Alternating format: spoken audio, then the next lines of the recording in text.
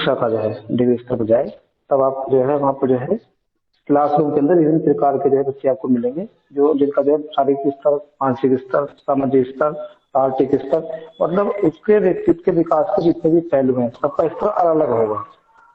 लेकिन क्या होता है कि हम क्लास के अंदर जाते हैं, सबको जो है एक ही विधि से पढ़ाना शुरू कर देते हैं। हम सोचते हैं कि जो भी हम पढ़ा रहे हैं सब बच्चे के सामने आ रहा है, लेकिन ऐसा नहीं होता है। कारण यह होता है क्योंकि क्लास के अंदर बहुत ही भिन्नता वाले बच्चे हमको जो है मिलते हैं। लेकिन क्या होता है कि कोई भी किसी भी पाठ्यक्रम का निर्माण किया जाता है तो उसको जो है हम देखते हैं कि इसको हम क्या करते हैं, सामान्य बच्चा मानकर, यानी क्लास, हम सोचते हैं कि हमारी क्लास के अंदर जितने बच्चे बैठे हो सब जनरल कैटेगरी के, मतलब जनरल मतलब जो है सामान्य स्तर के, औसत स्तर के हैं। तो औसत मान के पढ़ाते हैं कि जो तीव्र है, जो उच्च बुद्धि वाले हैं उनकी समझ में जाए, जो आ रहा है ये मान के चलते हैं, जो मध्यम वाला है उसके समझ में आ रहा है, और जो निम्न वाला है उसकी समझ में आ रहा है। तो ये मान कर चलते हैं कि हम जो पढ़ा है सब समझ में आ जाएगा, तो हम कक्षा को औसत मान लेते हैं। सर आपकी आवाज बज रही है, सही नहीं आ रही है। तो आवाज बज रही है, सही नहीं आ रही, एक मिनट।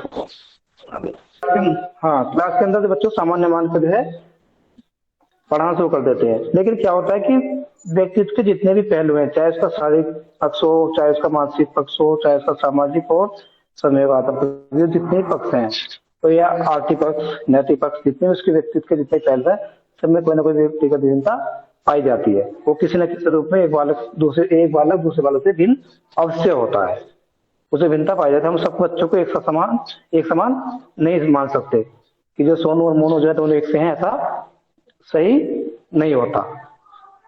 ये भी बताया गया कि जो जुड़वा बच्चे होते हैं उन्हें व्यक्तिगत भिन्नता पाई जाती है। जब यहाँ तक की बात आई थी, जब एक माता जो है किसी बच्चे को, जुड़वा बच्चे को एक ही समय जन्म दे रही है, तो थोड़ा सा डिफरेंस रहता है, तब भी जो उसके अंदर जो बच्चों के अंदर जो व्यक्तिगत भिन्नता आ जाती है, उनको जो कुछ न कुछ कभी उसमें मतलब थोड़ी बहुत भिन्नता उसमें आती है, ये चीजें आ जाती हैं। तो जब ये चीजें इतनी बड़ी बात निकल कर सामने आ जाती है, तो हम जो है कक्षा के अंदर, जो हमारे क्लास के अंदर विभिन्न समाज से बच्चे जो आ रहे हैं, तो हम कैसे मान लें कि सब बच्चे एक से हैं, उनके समझ में आ रहा। तो ये सब चीजें जो है, जो बातें हैं, ये सब आपको क्लास के अंदर जब आप जाएंगे आपको समझनी है। उनको अगर समझ लेंगे तो आप उसको कक्षा में जाकर ध्यान देंगे, बच्चों को सही से पढ़ाना, बच्चों को व्यक्तिगत ध्यान देकर पढ़ाना शुरू करेंगे कि हमारे क्लास के अंदर किस किस समाज से बच्चे आए हैं, किस कैटेगरी से आए हैं, उनका आर्थिक स्तर कैसा है, उनका मानसिक स्तर कैसा है, शारीरिक विकास कैसा है और संवेगात्मक विकास कैसा, उसको ध्यान देंगे। तो ये सब बातें जो है, मैंने आपको कल व्यक्ति विभिन्नता के प्रकार बताए थे कि बालक जो होता है, जो बच्चा होता है तो क्लास के अंदर जो आता है हमारी, वो एक अपने आप में भिन्न होता है, इंट्रा। एक होता है अंतर व्यक्तिक, मतलब इंट्रा, कि अपने आप में भिन्न होता है, उसका शारीरिक विकास जो है सही होता है, लेकिन मानसिक विकास सही नहीं होता है, संवेगात्मक विकास सही नहीं होता, उसका उसके अंदर जो है अपने आप में भिन्न होता है। वो अच्छा शारीरिक विकास है, लेकिन उसका जो है संवेगात्मक विकास सही नहीं है, तो उसमें जो है हम उसमें अपने आप में भिन्न है। वो जो है एक जो बच्चा होता है, क्लास छात्र होता है हमारा, वो क्या होता है कि शारीरिक रूप से, मानसिक रूप से, संवेगात्मक रूप से क्या कैसा होना चाहिए, बिल्कुल जो है उसका विकास, मानसिक सारा विकास जो सही प्रकार से होना चाहिए, लेकिन ऐसा नहीं हो पाता। तो जब ऐसा नहीं होता तो उसमें जो है अंतर्वैयक्तिक, यानी इंट्रा इंडिविजुअल डिफरेंस आ जाता है। एक होता है कि दूसरा दोनों में आपस में, माने एक वाला दूसरे वाले से भिन्न होता है। ये चीज मैंने बताई थी आपको। उसके बाद बेकार और भी बताए थे, शारीरिक मानसिक उसके जो है क्या क्या होते हैं, सब चीजें बताई थी।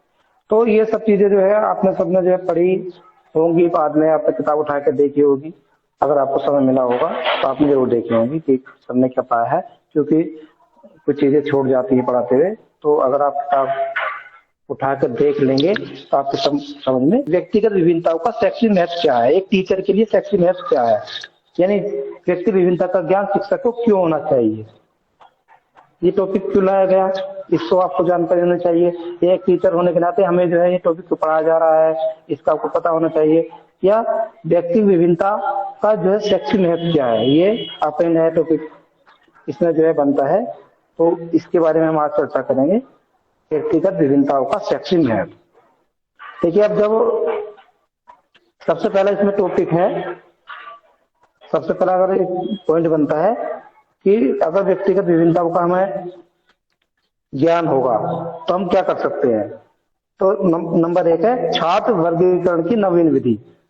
छात्र वर्गीकरण की नवीन विधि, ये टॉपिक निकल के आता है, इसमें से बिंदु निकल के आता है कि जो स्टूडेंट क्लासिफिकेशन की एक जो है विधि है, अगर व्यक्तिगत विभिन्नता का हमें ज्ञान होगा तो हम क्या करेंगे, अपनी कक्षा का जो स्टूडेंट है उनका क्लासिफिकेशन यानी उनका वर्गीकरण कर सकते हैं कि कौन सा बच्चा जो है औसत स्तर का, कौन सा उच्च स्तर का, कौन सा निम्न स्तर का है। उसकी बुद्धि के आधार पर, उसकी शारीरिक क्षमता के आधार पर जो है हम क्या कर सकते हैं, उसका वर्गीकरण कर सकते हैं। तो ये निकल का था। आप देखते हैं क्लास के अंदर आजकल जो है, जो आपके सीबीएसई के जो स्कूल हैं, जो आपके सीबीएसई के स्कूल है, उसमें आप देखते हैं कि ABC सेक्शन बनते हैं किसी भी क्लास के जो है। तो उसमें क्या होता है, ये सेक्शन होता है जो अच्छे, कुछ पढ़ने में, कुछ बच्चे ऐसे होते हैं कि कुछ पढ़ने में अच्छे होते हैं। अच्छे का मतलब क्या, तेज होते हैं, उनका जो सामाजिक मानसिक स्तर तीव्र होता है और टीचर की कई भी बात को सही से समझ जाते हैं। तो उनको क्या करते हैं, एक ग्रुप में डाल देते हैं, एक सेक्शन में डाल देते हैं। कुछ मध्यम, कुछ लो स्तर के होते हैं, उनको जो बी में डाल देते हैं, बी सेक्शन में, अब बाद वालों को सी में डाल देते हैं। तो उससे क्या होता है कि उनकी एक क्लासिफिकेशन हो जाता है क्लास का जो है। जब क्लास का क्लासिफिकेशन हो जाता है तो ये माना जाता है कि जो हमारी ए कैटेगरी में, ए सेक्शन में बच्चे हैं वो बहुत ही होशियार हैं।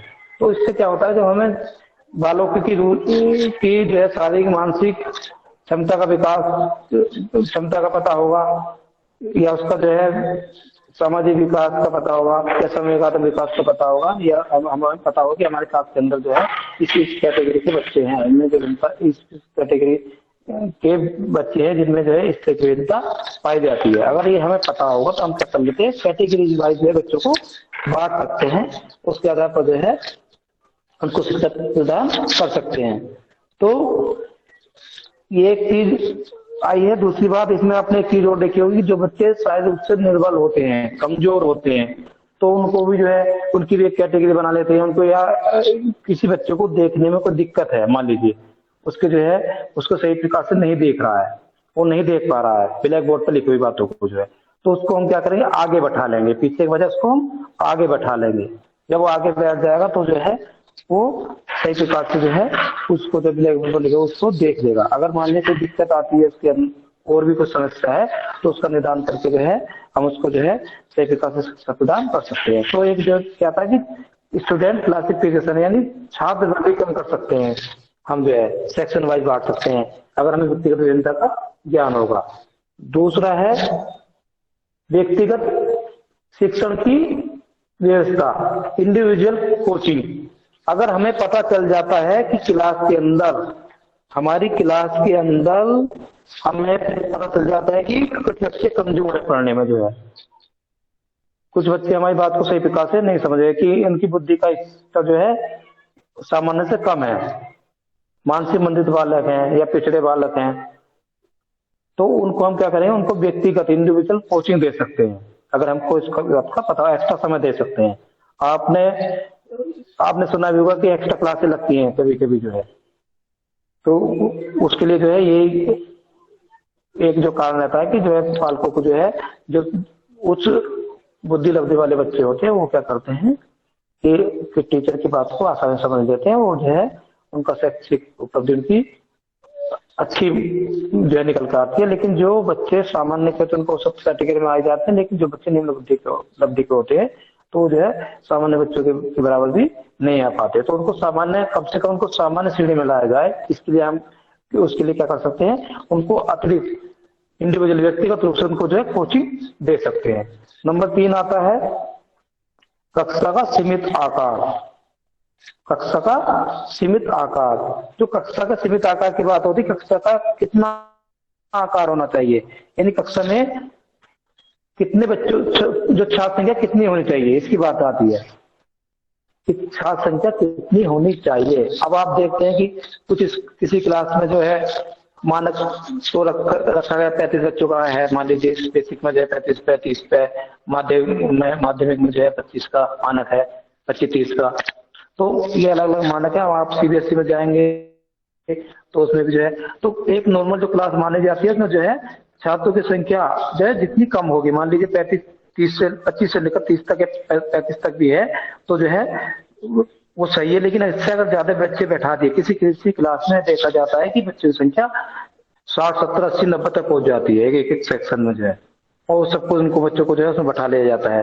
तो उससे क्या होता है कि जो टीचर क्लास के अंदर पढ़ाने जाता है तो वह जो बच्चे होते हैं उनके व्यक्तिगत संपर्क में नहीं आता, उनको सब पर ध्यान नहीं दे पाता बराबर जो है। वो आएगा उनको जो 40-45 मिनट पढ़ाना है वो पढ़ाने के तुरंत बाद पढ़ाएंगे और अपना काम खत्म करके चले जाए, किसी समझ में आया ये नहीं आया, तो व्यक्ति का ध्यान नहीं दे पाता। तो कक्षा का जो है हम क्या कर सकते हैं कि अगर इस बात का पता होगा कि मान लो हमारी क्लास के अंदर व्यक्तिगत विभिन्नता वाले बच्चे हैं, भिन्न विभिन्नता वाले बच्चे हैं, तो हम क्या करेंगे उसके अनुसार जो कक्षा का वर्गीकरण करके जो है कक्षा का आकार जो है छोटा कर सकते हैं। यानी कि बच्चों की संख्या अगर 20-25 तक भी रख ले तो बहुत अच्छा माना जाता है कि अगर 20-25 बच्चे क्लास के अंदर है तो सबको जो है व्यक्तिगत ध्यान देकर उनको जो सही विकास शिक्षा प्रदान की जा सकती है।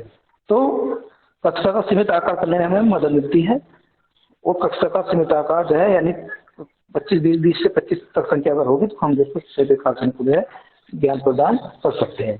नंबर 4 है शिक्षण पद्धतियों में परिवर्तन।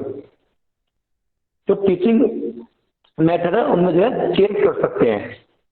अब चेंज कब करेंगे, क्योंकि अगर हमें पता होगा कि जिस शिक्षा विधि से हम शिक्षा प्रदान कर रहे हैं बच्चों को, क्या बच्चों के लिए उपयोगी है या नहीं है, क्या बच्चे उससे लाभ ले पा रहे हैं नहीं ले पा रहे, इसको जो है देखना है। दूसरी बात यह है कि अगर हमें पता हुआ कि सभी बच्चे एक ही शिक्षा विधि से शिक्षा प्रदान प्राप्त नहीं कर सकते, सभी बच्चे जो है छात्र जो है एक ही शिक्षा विधि से शिक्षा प्राप्त नहीं कर सकते, लेकिन क्या करते हैं क्लास के अंदर जब जाते हैं तो सबको जो है एक ही शिक्षा विधि से पढ़ाना शुरू कर देते हैं। तो उसके लिए हमें क्या करना है कि शिक्षा विधियों में परिवर्तन करना है, बच्चों की देखना है कि कौन बच्चे जो है हमारी बात को जो एक बार में समझ जाते हैं, कौन बच्चे जो है बार दूसरी बार दोहराने से समझ जाते हैं, कुछ बच्चे ऐसे तो उनको बार बार दोहराया जाता तब उनकी समझ में आता है। तो अगर हमें व्यक्तिगत विभिन्नता का पता होगा क्लास के अंदर हमारे जो छात्र हैं तो उसके आधार पर हम क्या कर सकते हैं कि जो है शिक्षा विधियों में परिवर्तन करके उनको जो है पढ़ा सकते हैं, उनको जो है शिक्षा प्रदान कर सकते हैं। अब भी जोड़े मुझसे। उसके बाद आता है गृह कार्य की नवीन धारणा, न्यू कंसेप्ट ऑफ होमवर्क। देखिए होमवर्क की बात आती है, असाइनमेंट की बात आती है। आप भी जो है देयर स्टूडेंट है, आपको भी असाइनमेंट दिया जा रहा है, लेकिन आपने देखा होगा कि क्लास के अंदर जब गृह कार्य की बात आती है तो क्या करते हैं सबको एक सा ही असाइनमेंट दिया जाता है, चाहे बच्चा जो है पढ़ने में तेज हो, चाहे कमजोर हो, चाहे मध्यम हो, श्रेणी का हो, सबको क्या करते हैं सबको एक सा ही पाठ्यक्रम होमवर्क देते हैं। तो जो बच्चा पढ़ने में तीव्र होगा यानी कि उसकी शारीरिक विकास, मानसिक विकास या ऐसा कहीं कि व्यक्तित्व का विकास सही प्रकार से हो रहा है तो वो क्या कर लेता है अपना होमवर्क सही प्रकार से कर लेता है, जल्दी कर लेता है, मध्यम वाला भी कर लेता है फिर थोड़ा जो है। लेकिन जो सबसे निम्न स्तर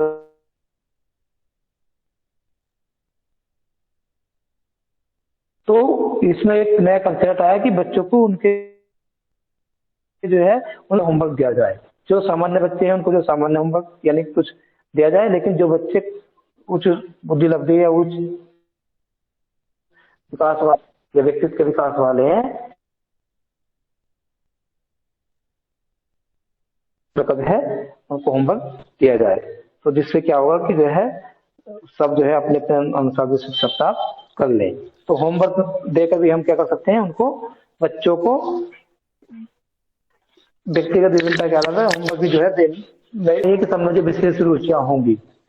देखिए रुचियां सबकी होती है लेकिन विशेष रुचि किसी किसी में होती है, कुछ नया करने की जो क्षमता या कुछ करना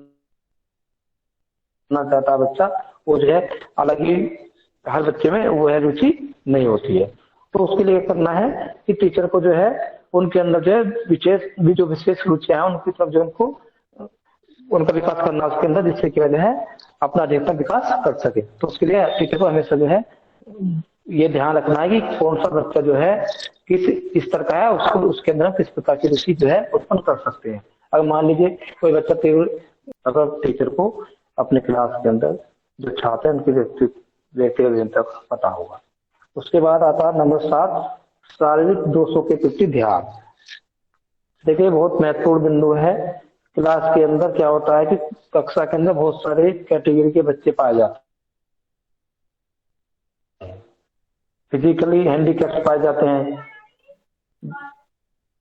निर्बल और कुपोषित बच्चे पाए जाते हैं, बहुत ही कमजोर बच्चे होते हैं जो निमोन होते हैं वो पाए जाते हैं।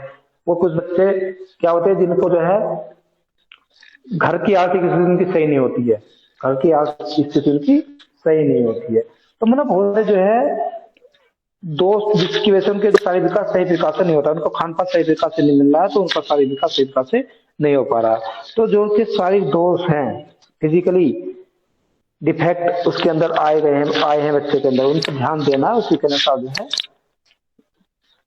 हम क्या कर सकते हैं, कक्षा का वर्गीकरण कर सकते हैं। अगर वर्गीकरण भी नहीं कर रहे हैं तो बच्चों को जो है उसी के अनुसार जो कक्षा का मैनेजमेंट कर सकते हैं। यानी कि जो बच्चे, जिन बच्चों को कम सुनाई देता है, कम दिखाई देता है, उनको हम क्या करेंगे, आगे बैठाएंगे, जिससे कि जो है टीचर, अगर आप देखते हैं क्लास के अंदर जब तेज बोला जाता है तो पीछे वाले बच्चों तक आवाज नहीं पहुंच पाती है। एक तो उनके अंदर जो डिफेक्ट है उनको सुनाई नहीं आ रहा, या दूसरा डिफेक्ट उसे कम दिखाई नहीं देता, दूर की चीजें।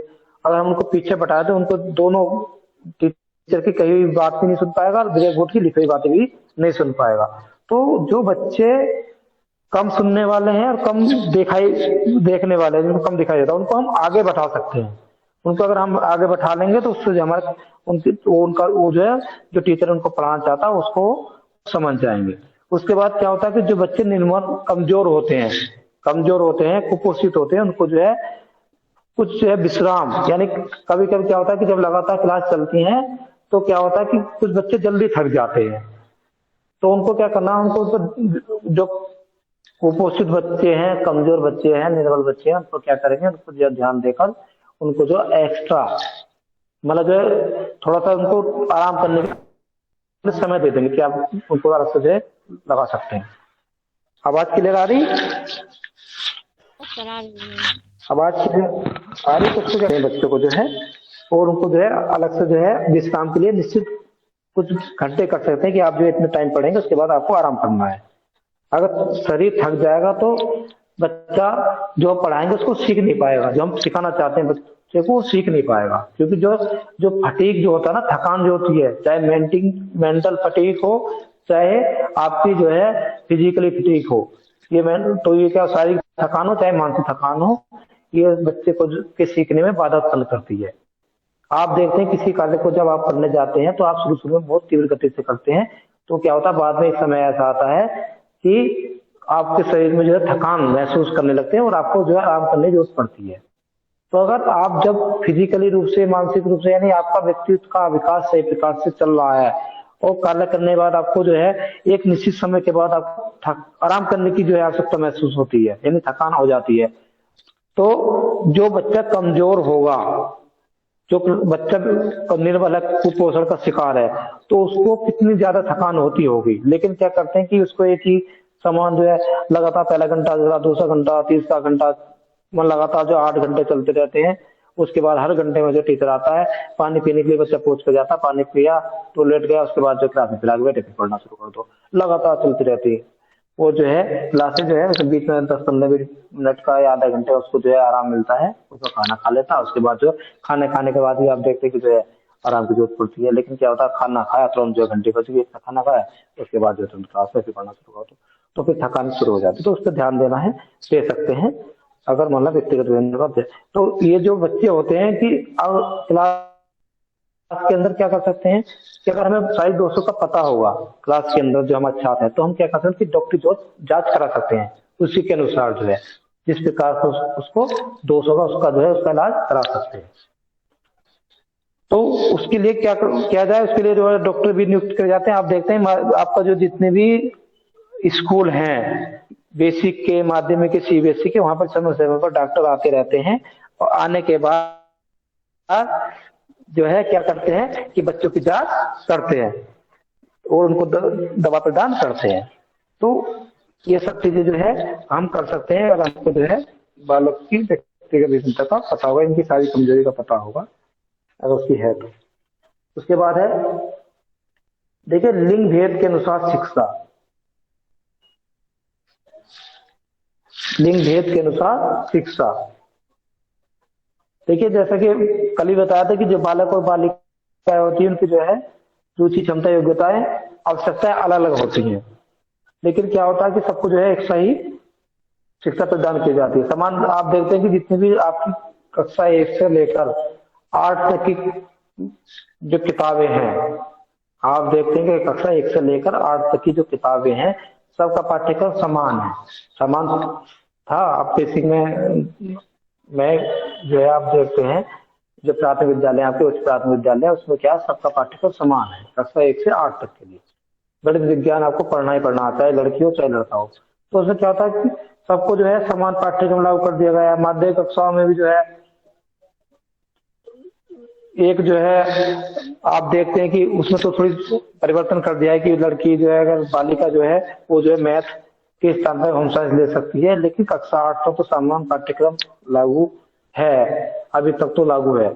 तो उसमें क्या होता है कि सबको जो एक साथ पढ़ाया जाता है। तो लेकिन रुचि, क्षमता, योग्यता बालक और बालिकाओं की अलग अलग होती है। तो मान के चलिए बालक जो है, ये माना गया है कि बालक जो है, जो बालक होते हैं वो मैथ विषय को लेना पसंद करते हैं। बालिका जो है होम साइंस होम साइंस वगैरह, संगीत के कला, सिलाई, बुनाई, ये मेरा पसंद करती है विषयों को। लेकिन आजकल ऐसा नहीं हो रहा है कि बालिकाएं भी जो है बहुत आगे मैथ साइंस लेकर जो है बहुत आगे तक जो है अपना नाम कर रही है बहुत सारे क्षेत्रों में। तो ये सब चीजें जो है, लेकिन फिर भी अगर हमें पता रहे कि जो है किस बालक की और बालिका की रुचि के क्षेत्र में उसकी क्षमता क्या है, योग्यता क्या है, उसकी आवश्यकता क्या है, उसके अनुसार हम शिक्षा प्रदान कर सकते हैं सही प्रकार से। उसके बाद आता है सामाजिक दशाओं के अनुसार शिक्षा। आर्थिक व सामाजिक दशाओं के अनुसार शिक्षा। आर्थिक व सामाजिक दशाओं के अनुसार शिक्षा। देखिए, प्रत्येक बालक का जो है आर्थिक दशा और सामाजिक दशा अलग होती है। आर्थिक का मतलब गरीबी से है, किसी सभी की जो है, सभी को समान पैसा नहीं मिलता है, सभी को जो है, और सभी का सामाजिक स्तर समान नहीं है। तो जो है कुछ बच्चे ऐसे होते हैं जो जिनका आर्थिक स्तर बहुत निम्न है, किसी का मध्यम स्तर के आता है, कुछ जो है उच्च स्तर के आते हैं। आप देखते हैं कुछ बच्चे ऐसे होते हैं जिनका सामाजिक स्तर जो है निम्न होता है, किसी का सामान्य, किसी का, ये सब जो है कैटेगरी बैठी हुई है समाज का। जो है आप देखते हैं कि हर समाज में हर तरह के बच्चे रहते हैं, हर उनकी जो है। तो जब वो स्कूल के अंदर पढ़ने जाएगा बच्चा, तो हम क्या करते हैं, सबको जो है मान लेते हैं कि क्लास के अंदर जितने बच्चे आ रहे हैं सब जो है पैसे वाले हैं, ये मान के लिए है। तो क्या होता है कि अब सरकार ने जो है बेसिक माध्यम आपका जो है जूनियर तक जो है पूर्व माध्यमिक विद्यालय या कहें कि उच्च प्राथमिक विद्यालय जो होते हैं कक्षा तक के, सब जो है ड्रेस कोड लागू कर दिया कि जो है एक सी ड्रेस रहेगी, जूते मोजे सब सरकार ने दिए। चलो अच्छी बात है, दी है उनको जो है। लेकिन क्या होता है, क्या उनसे जो है उस वहां तो जो बेसिक में जितने बच्चे जा रहे हैं सभी जो है समान, मैं ये मानता हूँ कि जितने बच्चे जा निम्न, जिनकी आर्थिक स्थिति सही नहीं है, वही बच्चे जो है विद्यालय में पढ़ रहे हैं। लेकिन जिनकी आर्थिक स्थिति थोड़ी सी अच्छी है, तो बच्चे जो है इन प्राथमिक विद्यालय में, उस प्राथमिक विद्यालय में शिक्षा प्राप्त नहीं कर रहे हैं। उसको जो है क्या कर रहे हैं, वो जो है मॉन्टेसरी में जा रहे हैं या फिर जो सीबीएसई स्कूलों में जो शिक्षा प्राप्त कर रहे हैं। लेकिन ऐसे ही सामाजिक स्तर की बात आती है, जिन बच्चों का सामाजिक स्तर जो है हाई है, तो वह क्या करता है, अपने बच्चों को जो है, या मध्यम भी है, वो बच्चों को अच्छे स्कूलों में पढ़ाना चाहता है। अगर वो बेसिक के स्कूलों में पढ़ाने के लिए भेज दे बच्चों को जो है, अगर किसी का सामाजिक स्तर थोड़ा सा जो है मध्यम भी है, तो वो जो क्या होता है कि जो है उसके जो आसपास होते हैं वो कहते हैं कहाँ यार बेसिक में पढ़ा रहे हो, जाकर सीबीएसई में भेजो या मॉन्टेसरी में भेजो, तो जानबूझ के उसको वहाँ नहीं पढ़ा पाता है।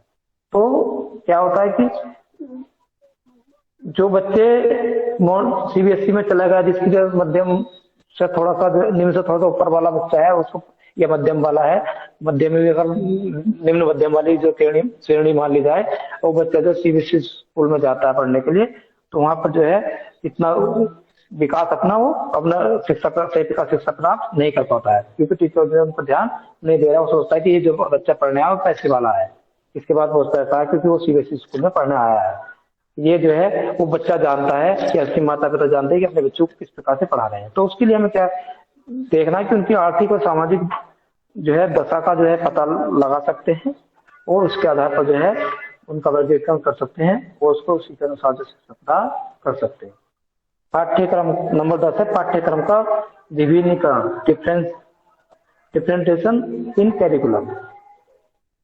देखिए सभी बच्चों की रुचि क्षमता योग्यताएं अलग अलग होती हैं, तो उसी के अनुसार की रुचि क्षमता योग्यता के अनुसार जो है पाठ्यक्रम का जो है विभाजन कर सकते हैं, और उसको जो है बालक को जो है किस विषय का चयन करना है, कौन सी व्यवसाय में जाना है, उसी के अनुसार बालक को हम कर सकते हैं, गाइड कर सकते हैं, निर्देशन दे सकते हैं, परामर्श दे सकते हैं। एक टीचर का कार्य जो है निर्देशन एवं परामर्श देना भी है, सिर्फ पढ़ाना ही नहीं होता। टीचर एक जो है टीचर नहीं होता, वो निर्देशन देने वाला भी होता है, निर्देशन करता भी होता है, वो परामर्शदाता भी होता है, परामर्श देने वाला भी होता है। तो टीचर जो है अगर टीचर को पता होगा कि व्यक्तिगत विभिन्नता, यानी कि जो हमारे क्लास के अंदर जो छात्र हैं उनके अंदर जो है वो किस किस जो है व्यक्तिगत विभिन्नता को लेकर जो है किस प्रकार की व्यक्तिगत विभिन्नता को लेकर आए हैं, तो उसको हम उसी प्रकार से जो है विषयों का चयन करने के लिए जो है हम क्या करते हैं सुझाव दे सकते हैं, व्यवसाय का चयन करने के सुझाव दे सकते हैं। और जिस व्यवसाय में वो जाना चाहता है उसी के अनुसार उसके विषय को चयन करने में उसको जो है उसकी मदद कर सकते हैं। तो ये सब चीजें जो है आपके जो है 10 पॉइंट थे, तो इसके आधार पर हम क्या कर सकते हैं, उनको जो है अगर हमें इन चीजों का ज्ञान होगा एज ए टीचर जो है, तो हम क्या कर सकते हैं बालक को इन सब सही प्रकार से शिक्षा प्रदान कर सकते हैं, इन सब में अपना योगदान दे सकते हैं। तो ये जो है 10 बिंदु हैं जिन पर हम कार्य कर सकते हैं। इसके अलावा अगर आपके मन में कोई प्रश्न आ रहा हो, अगर आपको पूछना हो कि कुछ जो है या किसी बात की कोई शंका हो, तो आप पूछ सकते हैं, या आपके मन में कोई और लगता है कि ये चीज होनी चाहिए। बोलो। बच्चा आगे चल के आपराधिक प्रवृत्ति सकता है कि सर ये बच्चा आगे चल के आपराधिक, हाँ अपराधिक प्रवृत्ति में ये बच्चा संलिप्त हो सकता है आगे चल के, कैसे हम आइडेंटिफाई कर पाएंगे? देखिए जब बच्चा समायोजन कर रहा है, भाई हम बच्चों को क्लास के अंदर समायोजन करा रहे हैं, तो जब समायोजन शिक्षा के द्वारा कराएंगे ना, अगर बच्चे का क्लास अगर अपराधी क्यों बनेगा, अपराधी इसलिए बनेगा जब बच्चे को हम सही प्रकार से शिक्षा प्रदान नहीं कर समझे, क्योंकि वो लगेगा क्लास छोड़नी शुरू कर देगा, वो जो क्लास में जो इधर उधर ध्यान लगाएगा, चोरी करना शुरू कर देगा, क्लास पहले शुरुआत कहाँ से करेगा, क्लास के अंदर शुरू करेगा। तो हमें जो है बालक की रुचि क्षमता योग्यता को यानी उसी विभिन्नता को ध्यान में रखकर जो उसको उस पर व्यक्तिगत ध्यान देना है। इसकी बात आई थी ना व्यक्तिगत ध्यान देने की, तो हम उसको जब व्यक्तिगत ध्यान देकर उसको सही प्रकार की शिक्षा प्रदान कर देंगे तो उसका ध्यान जो उस ओर जाएगा ही नहीं। ये तो हम पता लगा नहीं सकते कि एक अच्छा पढ़ा लिखा व्यक्ति भी अपराधी हो सकता है, ये तो बात अलग है। लेकिन जो है जब हमारी क्लास के अंदर जो बच्चा है जो क्लास के अंदर हमारा बच्चा है, तो हमारा काम है उसको शिक्षा प्रदान करना। तो उस कार्य को हम कैसे सही प्रकार से करें, उसकी व्यक्तिगत विभिन्नता को ध्यान में रखकर इस बात को जो है हमें पढ़ना है, समझना है, उसको लागू करना है। ठीक है, और पूछिए, किसी पूछना हो। सर क्या होता है सर? क्या इसके कुछ कैरेक्टर भी होते हैं, क्या इसका कुछ लक्षण भी होता है सर जी? किसका? ऐसी प्रवृत्ति वाले बच्चों का। कैसी प्रवृत्ति वालों का? कैसी अपराधिक प्रवृत्ति वाले बच्चों? देखो अपराधी जो प्रवृत्ति के बच्चे होते हैं उसको जो है जो आपके विशिष्ट बालक वाली आपकी जो यूनिट है इसमें है लास्ट में, उसमें आपको बताया जाएगा कि कौन कौन से लक्षण होते हैं, वो अलग है लक्षण जो है। लेकिन यहाँ आ रही है व्यक्तिगत विभिन्नता की बात आ रही है कि बालक जो है एक बालक दूसरे बालक से भिन्न होता है, उसको हम एक ही प्रकार की शिक्षा प्रदान नहीं कर सकते। हमें उसकी व्यक्तिगत विभिन्नता पर ध्यान देना होगा। अगर हम उसकी व्यक्तिगत विभिन्नता पर ध्यान दे पाएंगे तो वो अलग जो है उसको हम अच्छी शिक्षा प्रदान कर सकते हैं और उसका विकास कर सकते हैं। ये बात आ रही है, कहीं अपराधी की बात नहीं हो रही है। इस शारीरिक रूप से हमारे क्लास के अंदर कोई बच्चा है बहुत गुस्सा करता है, लड़ाई झगड़े करता है, उसमें संवेगात्मक दोष है, तो हम उसको जो है उसका पता लगाएंगे ना कि ये गुस्सा क्यों करता, लड़ाई झगड़ा क्यों करता, उसका पता लगाएंगे, उसका निराकरण करना पड़ेगा क्लास के अंदर, या जो छोड़ देंगे लड़ने के लिए, बताइए।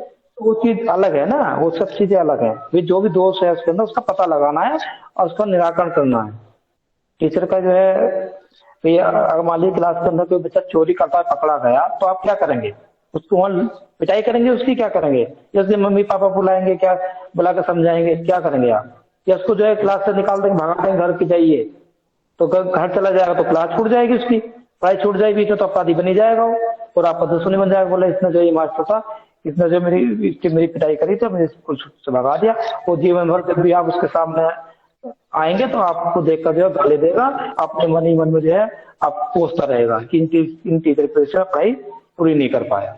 तो उसको जो उसका समाधान करना है कि चोरी इसने की है, तो उसका समाधान भी तो करना है कि चोरी क्यों कर रही है, उसने गुस्सा कर रहा है तो क्यों कर रहा है, लड़ाई करी है तो क्यों करी है, उसको तो देखना है।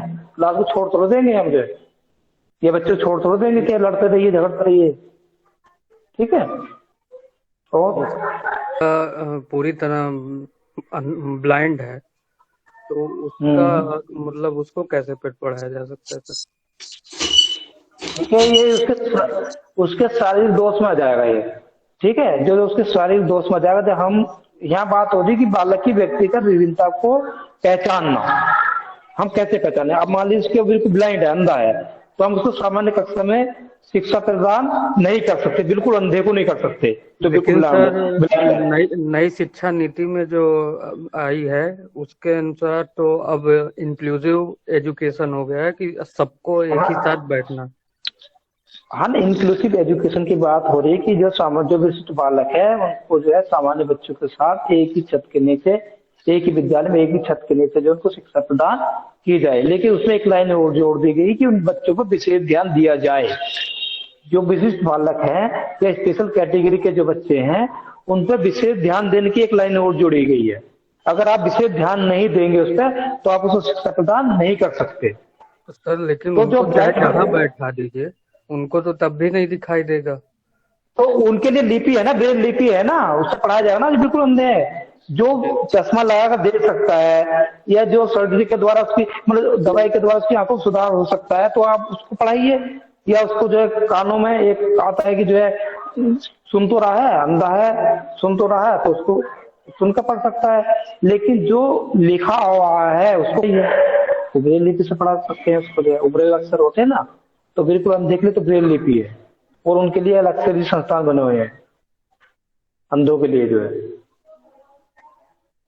NIVH देहरादून जी है ना। हाँ, तो नाम सुना है NIVH, नेशनल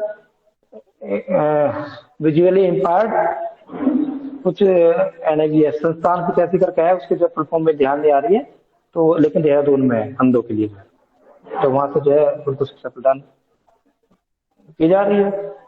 NIVH की बात तुमने सही कही है कि इंक्लूसिव एजुकेशन में ऐसा हो रहा है, क्या इसकी बात की जाए, लेकिन जो है ये कितनी प्रभावी है ये तो जो है क्लास के अंदर ही पता चलता है टीचर को। जो है वो टीचर को जो इन चीजों का बात आई थी ना, बाल को जो शारीरिक दोषों के प्रति ध्यान, तो हमें बालक के जो शारीरिक दोषों के प्रति ध्यान देना है ना, तभी तो हम जो है पता लगा पाएंगे कि इसको सामान्य बालकों से कितना, सामान्य बालकों से भिन्न तो किस तरह का भिन्न है, उसका पता कैसे लगाएंगे। उसमें विशेष ध्यान देकर कि उसके अंदर कौन सा डिफेक्ट है। फिजिकली हैंडीकैप का मतलब उसके जो है एक पैर नहीं है, पैरों से विकलांग है, हाथ नहीं है, उसकी जो है बोलने में दिक्कत आ रही है, मान लो बोलने मतलब गूंगा है, बहरा है, अंधा है, तो उन चीजों को दोषों पर ध्यान देंगे ना। या अपराधी बालक है, विशिष्ट बालक है, आपका जो है मानसिक मंदित बालक है, पिछड़ा बालक है, स्लो लर्नर बालक है, तो मतलब धीमा सीखने वाला बालक है, ये सब बहुत सारी कैटेगरी है ना विशिष्ट बालकों की। अब कौन सी कैटेगरी में आता है बच्चा, उसका पता होगा तभी तो हम जो है उसको शिक्षा प्रदान कर पाएंगे। उसका पता लगाना ना उसकी व्यक्तिगत विभिन्नता, और व्यक्तिगत विभिन्नता तो किस लेवल की है उसका स्तर कितना है ये तो पता लगाना है। तो एक तो जो है चश्मा लगा के फिर थोड़ा सा उसकी देखने में उसकी दूर के, मान लीजिए क्लास के अंदर जो है पीछे बैठा है, उसको जो है दूर दृष्टि दोष है, उसको दूर की चीजें दिखाई नहीं देती है, तो उसके लिए हम क्या करेंगे, उसको जो है आंखों टेस्ट करेंगे, मान लिया सब चश्मे लगा काम चल सकता है तो चश्मा लगा दो, मेरे लग गया चश्मा, आप भी कोई लगाते होंगे चश्मा तो उससे काम चल जाए। लेकिन जिसको चश्मा लगा के भी नहीं दिखे तो उसको बताइए। हाँ दृष्टि दोष में सर दूर दृष्टि दोष में दूर की वस्तु दिखाई देती है, नजदीक की नहीं दिखाई देती है। सर आपने गलत बता दिया। चलो नहीं, दूर जब ब्लैक बोर्ड की बात है उसको दिखाई नहीं जो दिखता है वैसे दूर दृष्टि दोष तो है, जो भी श्रेणी वाला समझ मर पढ़ सकता है उसमें वो है, इसमें जो है इतना उसका इतना है तो उसको शिक्षा वहां दीजिए। लेकिन बिल्कुल अंधे को आप जो सामान्य बच्चों के साथ शिक्षा प्रदान नहीं कर सकते, उसके लिए ब्रेल आपको ला कर रखनी पड़ेगी, तब जाकर उसको विशेष ध्यान देना पड़ेगा, उसको समझाना पड़ेगा वहां बैठ खड़े होकर, टीचर को व्यक्तिगत ध्यान देना। आप 50 बच्चे की क्लास में जो है बिल्कुल अंधे बच्चों को पढ़ाकर शिक्षा प्रदान नहीं कर सकते। वो जो कंसेप्ट भले से खत्म कर दिया, लेकिन जो विशिष्ट श्रेणी वाले बच्चे हैं जो बिल्कुल अंधे बहरे हैं, मान लीजिए लंगड़ा जो पैसे है, विकलांग है, हाथ से विकलांग, उसको सब दिखाई देगा सुनाई देगा, उसको तो छोड़ दीजिए, वो तो चलो सामान्य बच्चों के साथ बैठकर जो है देख कर सुनकर जो है समझ लेगा पढ़ लेगा। लेकिन जिस बच्चे को ना तो बिल्कुल दिखाई दे रहा है, ना बोल पा रहा है, ना सुन पा रहा है, तो क्या करेगा वो बताइए, उसको आप बैठा देंगे सामान्य बच्चे के साथ? नहीं सर, उसको कभी तो नहीं हो आपको पाएगा। नहीं हाँ, तो उसके तो वहां भेजना ही पड़ेगा, वो संस्थान बने हुए उसके विकास के लिए लगे हुए हैं, हर कैटेगरी का, हर आपका फिजिकली हैंडीकैप्स है उनके लिए भी, आपके विजुअल है उसके लिए भी, ये सुनने ये जो है हेयर्ड वाला है, ये भी स्पीच वाला, सबके संस्थान है बने हुए जो है देश के अंदर जो है, और मानसिक मंदिर उसके लिए सबके लिए है बने हुए। ठीक है, वो बंद नहीं होंगे, वो चलते रहेंगे, और वहां जो इस कैटेगरी का बच्चा उसको वहां भेज सकते हैं। ठीक है, ये बहुत बड़ा वो है ऐसा जो इंक्लूसिव एजुकेशन की जो बात हो रही है उसमें जो है उन्हीं के लिए है जो समाधान कर सकता है, बच्चों से बैठ के पढ़ सकता है, जिसको हम दे सकते हैं, शिक्षा प्रदान कर सकते हैं। ठीक है, चलिए ओके, टाइम ओवर हो गया है।